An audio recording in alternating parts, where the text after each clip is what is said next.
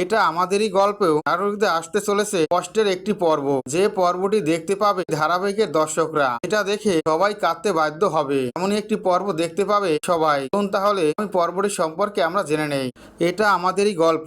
গল্পে সায়রার সাথে টক্কর নিতে রেডি হয়ে গেছে ফাহাদ। ফাহাদ এবার যেভাবেই হোক তাকে টক্কর দিয়ে পার্টিতে নিয়ে আসবে। ফাহাদ তো কোম্পানি সম্পর্কে সে ভালোই বোঝে। ওদিকে সায়রা বিষয়টা নিয়ে চিন্তায় পড়ে যায়। মেহেরিন তার বাবার বাড়িতে গেলে রাত্রবেলা মেহেরিনকে নিয়ে আসতে ওখানে যায় সামির। মেহেরিনের বাবা সামিরকে বলে, তোমার যখন যা খুশি লাগবে আমাকে বলবে, শ্বশুর হিসাবে নয়, বাবা হিসাবে। কথা শুনে খুবই খুশি হয় সামির। অন্যদিকে আমরা দেখতে পাই সামিরের কথা করতে থাকে সামিরের মা ও বাবা।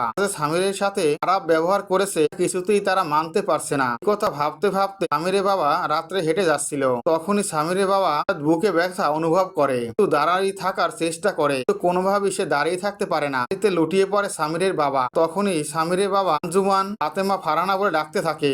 সেখানে আবুল, ফারহানা চলে আসে। তারা এসে দেখতে পায় সামিরের বাবা অসুস্থ হয়ে শুয়ে আছে। কিছুতেই সহ্য করতে পারে না তারা। সাথে সাথে তখনই আবুল অ্যাম্বুলেন্সে ফোন করে। আবুল অ্যাম্বুলেন্সে ফোন করলে অ্যাম্বুলেন্স সাথে সাথেই বাড়িতে চলে আসে। এরপরে দেখা যায় সবাই মিলে অ্যাম্বুলেন্সে করে হসপিটালে নিয়ে আসে সামিরের বাবাকে। সামিরের বাবাকে হসপিটালে ভর্তি করা হয়। তার পাশে বসে রান্না করছিল সামিরের মা ফারহানা ও ফাতেমা।